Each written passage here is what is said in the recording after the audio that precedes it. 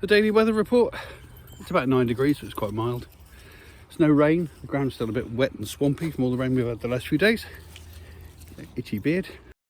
Oh Christmas tree, look at my giant baubles. I have to say, it's not been a good year for mushrooms around here this year. This time last year, all of this leaf litter and the sort of mossy underneath and the grass, this was actually alive with winter chanterelles, which make good eating. Nothing this year at all. I think maybe it's because we had an extended period of warmth and then an extended period of rain, and there's been no happy medium in between the two where we've just got warm and wet. Who knows? But all I know is, there should be a few here. There's nothing at all. Nothing at all. I love all the moss growing on this elder. Well, it's a bit of lichen too, but it's the moss. It coats this entire elder tree here and gives it this wonderful green furry coat, so it looks like a Muppet tree. I do love this area. I mean, this is, as I've said in previous videos, 42 acres of woodland and fields and meadows that belongs to the community here on the edge of the village, and it's surrounded by farms.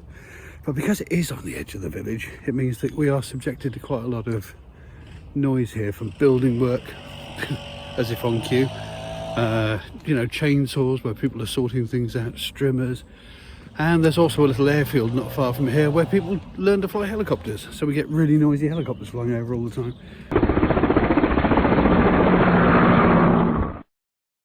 And it's a shame. I mean, I loved it during lockdown, the fact it was so quiet and the skies were blue and there was no vapour trails, and it was just glorious. And I'm not saying I want to go back to those days during lockdown, because they were a very tough time for a lot of people, and a lot of families suffered personal tragedy, including my own.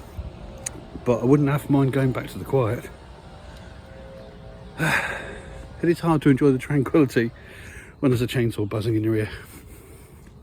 Of course, one of the nice things about this time of year, when all the leaves have dropped, is you get to see what's hidden in the trees. The stuff that we haven't seen before, like there's quite an obvious bird's nest there. Now, that would have been there all the way through the spring and summer. We wouldn't even known it was there. And it's actually not that far above my head. It's probably about 15, 16 feet in the air. So yeah, these things are living all around us. They're nesting, and there's deer and badger and foxes all around us at the moment, all hidden away, and we just don't see them. It's weird, isn't it? Talking of stuff in the trees, I'm not entirely sure what's going on here. About 5 foot off the ground, we've got this extraordinary assemblage of logs and grass. It's far too big to be made by a bird. Of course it is. It's obviously a human that's done this for some reason. Maybe they're trying to create a little bit of a tree house during the summer. But again, we wouldn't know. There might have been kids sitting in this tree as I walked past every time this year, and I wouldn't have even known.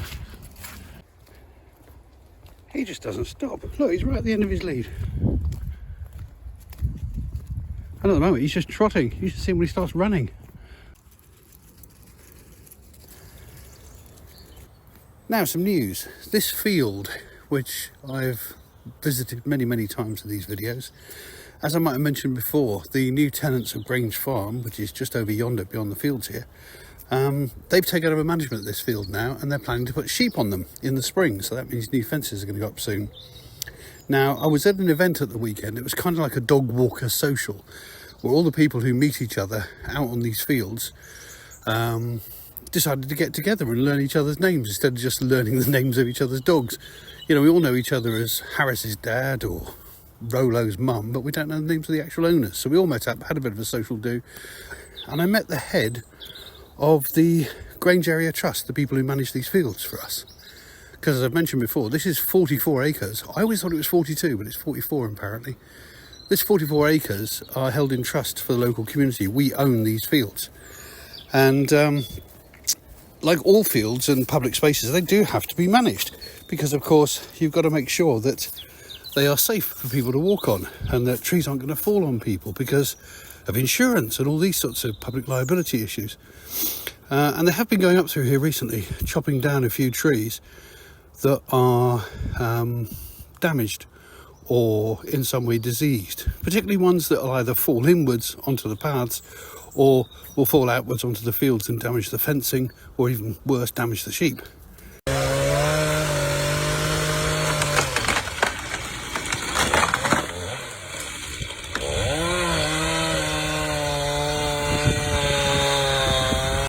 What this does mean, however, is that the local authority who actually own the farmland here and actually rent it to the farm have insisted that the fences go right up to the edges of the fields. So whereas before there's always been a margin we could walk around, that margin was like a courtesy thing. It's not a public footpath. And the council are insisting that as part of the rules of the lease, the fences have to go right up to the edges of the field. So it means we probably won't be able to walk around the outside of these fields anymore, which is a shame because it means no more fossil hunting and no more looking for hagstones and other things like that. Now this is going to upset some people, no doubt, but it's not the farmer's fault. It's the local authority who've made these rules, and he's got to abide by them or he's not going to be allowed to keep his sheep there. But it doesn't mean we can't walk round the outsides of the fields anymore. However, we can still get where we need to go, because between the fields and the public space that the community owns, which is called Woodland Fields, there are these little corridors. There are actual footpaths that we can walk on. They run parallel to the margins of the fields, in between the fields and the public space. But there's still plenty of places for wildlife. And it's actually a very, very healthy place. I mean, there's a squirrel running on the path in front of me at the moment. Everywhere you go around here, there's red kites, squirrels, jays. If you come over here at night, you'll see muntjac, roe deer, badgers, foxes. It's a very healthy place. Lots and lots of wild birds. Although this time of year, of course, they're not quite as noisy. And it's a beautiful resource for us locally. Oh, there's the Christmas tree there through the gap. This is a beautiful resource, and you know, we respect it as locals. We know how lucky we are to have it. So I've got no moans at all about the trust keeping on top of it and keeping it safe and keeping it legal so that we keep it in public ownership. So there we go, another day, another dog walk. I mean, if you've been watching these videos for a while now, you're starting to see the seasons pass by.